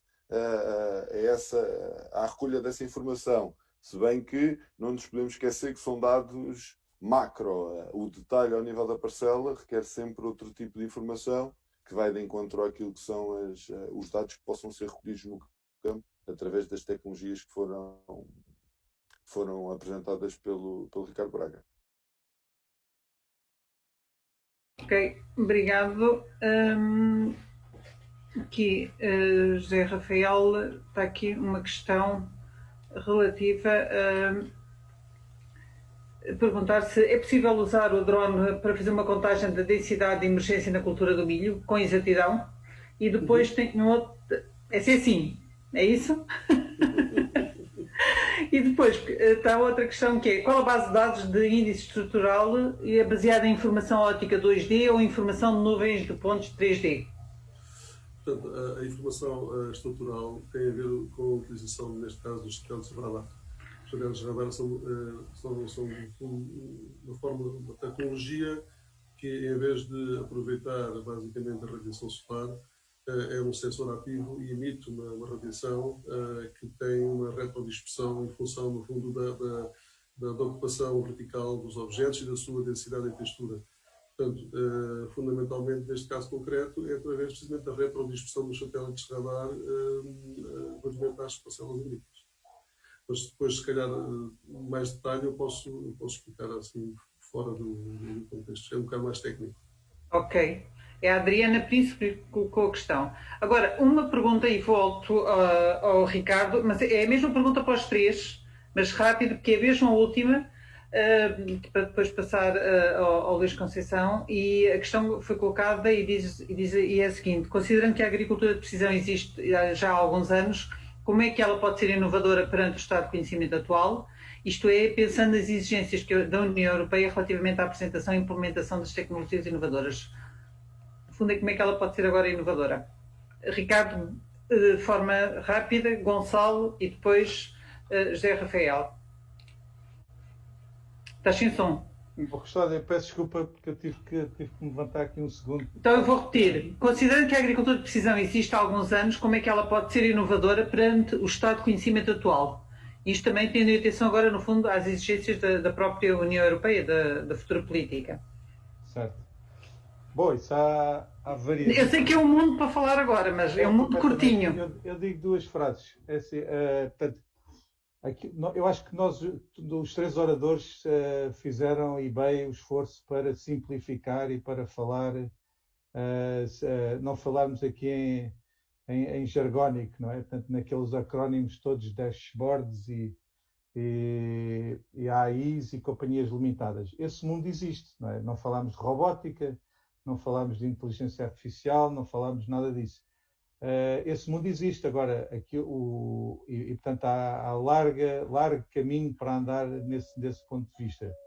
Também há e uma grande aposta que eu acho que vai ser ganha, que é a questão de mais informação disponível dos satélites, ou seja, termos satélites com maior resolução espacial, com maior resolução espectral, e portanto eu acho que desse ponto de vista e também juntamente com os drones, portanto vão ser duas áreas de que são uma grande promessa atual e portanto vão trazer grandes benefícios.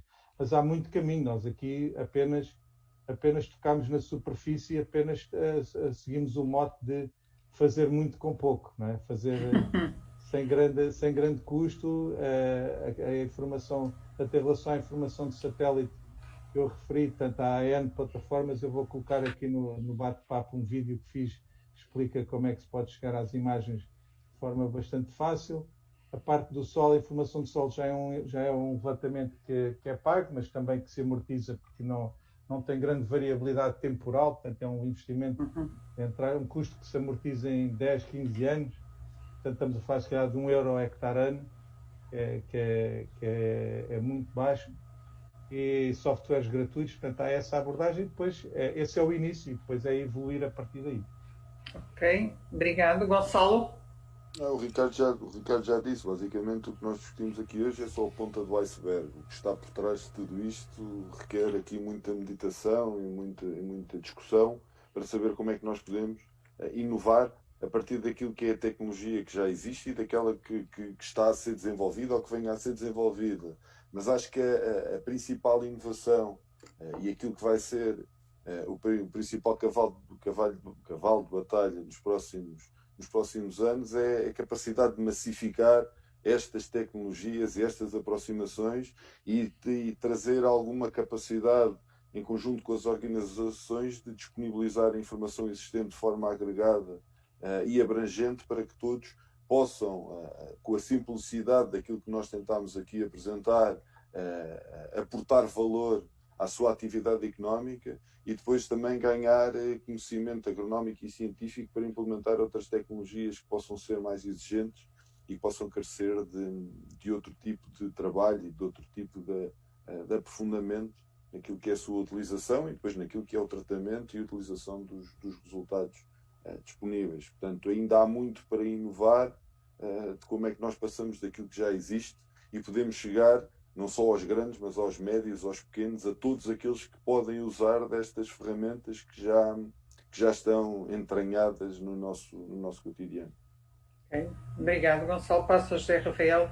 E aqui reforçando também esta questão da inovação tem que estar muito associada também à capacitação, porque senão, e como o José Rafael referiu, mas força. A questão Eu acho que essa pergunta é deliciosa porque, pela seguinte razão. Eu não sei se todos os ouvintes e todos os que estão aqui seguramente têm sentido isso. Eu acho que o consumidor está cada vez mais exigente. Duas maçãs no mesmo supermercado, se calhar não vão ter o mesmo valor daqui a poucos anos. A maçã mais sustentável será seguramente aquela que terá um preço mais alto. E aquela maçã que porventura não considerou todos estes aspectos que a nova PAC, o Green Deal e o Farm to Fork consideram, se calhar é uma maçã que vai ter que considerar esses aspectos realmente da biodiversidade, da paisagem, das questões ambientais e do registro e das evidências de toda a atividade no fundo empresarial agrícola. Reparem, nós podemos entender isto e olhar para isto como um problema. Nós podemos entender isto como um problema, mas eu acho que eu considero como uma oportunidade. Não há nenhum agricultor que se diga desse nome que não goste de ver a vida selvagem na sua propriedade, que não goste de ter uma propriedade bonita em termos de paisagem, que não goste. Quer dizer, não há nenhum que eu conheça. E, portanto, neste sentido, eu acho que isto não é um problema, eu acho que isto é uma oportunidade.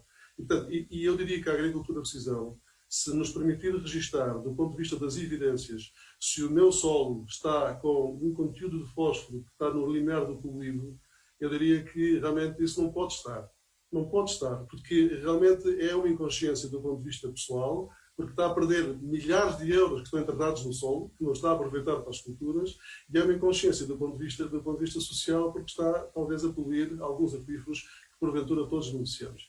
Portanto, eu diria que a agricultura de precisão vai ter realmente um papel muito importante, especialmente se considerarmos primeiro estudar o nosso sistema, e ao estudar o nosso sistema, registar as evidências da nossa atividade, e seguramente aquele que não pratica nem prevarica, seguramente tem todo o interesse de as registar, porque o produto dele vai valer mais do que o produto do vizinho que prevarica e não cumpre essas obrigações. E, portanto, neste sentido, eu diria que é uma oportunidade que se cria aqui de diferenciar os bons agricultores daqueles que não podem ter esse nome. Ok, muito bem. Muito obrigado. Vou passar então, quero agradecer a presença de todos. Acho que para mim foi extremamente interessante e eu penso que para todos os que tiveram a assistir também.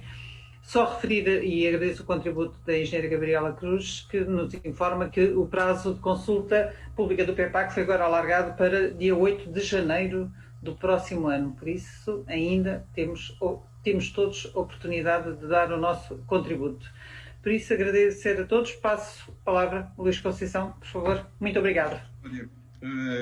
Obrigado, Custódia. E eu faço aqui duas notas. A primeira, ainda técnica, deste nosso encontro com algumas considerações dos colegas. O tema era o que pode a agricultura fazer por nós e como começar. Eu acho que percebemos duas coisas. A primeira é que é uma forma de gestão totalmente diferente daquilo que é o convencional. E é um trabalho que já vem em Portugal, concretamente, a ser realizado há alguns anos, que neste momento, efetivamente, está em franca expansão, mas também em franca harmonia, na minha opinião, com aquilo que está a ser feito noutros países na própria Europa. Portanto, não me parece que de todo nós aqui tenhamos algum atraso ou alguma situação menos positiva em relação a outros países. Penso que estamos perfeitamente em linha com aquilo que fomos aqui ouvindo. E o futuro também na questão que colocaram, eu estou de acordo, perfeitamente de acordo e alinhado, e acho que o Centro de Competências é um pouco também esse papel mesmo de capacitação. É muito importante, como penso que o Gonçalo terá dito, a questão de massificarmos, portanto, de transportarmos esta mensagem. Por isso eu vos dizia no início que este primeiro webinar era de facto muito, eu diria mesmo informal e, portanto, com uma terminologia muito simples. A pergunta como começar, eu acho que vamos percebendo, pelo menos é assim como eu a vejo. Nós temos que começar por analisar, e os colegas aqui tocaram numa tónica, antes de alguma coisa temos que perceber o que temos em casa, temos que perceber que sistemas estão bem calibrados, estão bem funcionados. Hoje não se falou aqui de mecanização, vamos ter a oportunidade de o falar numa sessão dedicada a esse tema, mas eu costumo sempre dizer, antes de qualquer inovação numa máquina, ela tem que estar em bom estado de manutenção e em bom estado de calibração, porque se assim não for, não vamos tirar partido algum daquilo que venha a seguir. E depois o futuro passa também, agora se me permitem uma dessas palavras gordas, o tal blockchain, que é a integração, de facto. Eu acho que neste momento começamos a ter aqui a necessidade de integrar muitas destas tecnologias. É o caminho que a pouco e pouco vai provavelmente seguir-se com o conhecimento que vamos adquirindo e depois também, obviamente, o seu transporte a outras diferentes áreas que neste momento também ainda não é tão, em alguns casos, não é tão ainda associada, digamos, à metodologia que aqui está. Mas eu acho que está em perfeito alinhamento com aquilo que são muitos dos objetivos que estão pretendidos agora na nova PAC, nomeadamente pelo princípio da monitorização e com base na informação resultante dessa monitorização, as tomadas de decisão, digamos, muito objetivas e assertivas para se alcançarem objetivos que sejam colocados. Posta esta nota, eu queria, obviamente, agradecer. Estamos a chegar, de facto, ao final e já aqui no limite dos limites daquilo que nos propusemos fazer. Tivemos mais perto de 60% de auditório em relação à taxa de inscrição, o que considero muito pertinente. Uma ação que 1h30 está a caminhar para as 2 horas. Agradecer a vossa presença. Lembrar que este evento ficou e fica disponibilizado na página da Rede Rural Nacional, visto que foi gravado e, portanto, estará disponível em vídeo e também estará disponível, o faremos enviar dentro de dias para aqueles que se inscreveram através da gravação que foi feita desta mesma sessão. Dizer-vos também que este é provavelmente o primeiro de pelo menos 3, nomeadamente dedicado à mecanização, como vos dizia há pouco, e provavelmente um ao setor da produção animal, onde também há como aqui também já foi comentado, um largo espectro de utilizações, numa ótica naturalmente ligeiramente diferente do que discutimos hoje, mas muito pertinente também de ser apresentada. E dizer-vos que este conjunto de sessões que irão decorrer, nomeadamente as próximas 2, a partir de meados de fevereiro e março, também alinhadas depois com aquilo que venha a ser concretizado de plano de atividades do Centro de Competências Inovtec Agro, dar-se-á depois seguimento, ajudar-nos a dar-nos seguimento a um conjunto de sessões de campo, assim a Covid nos permita e esta situação, digamos, não nos impeça de o poder fazer.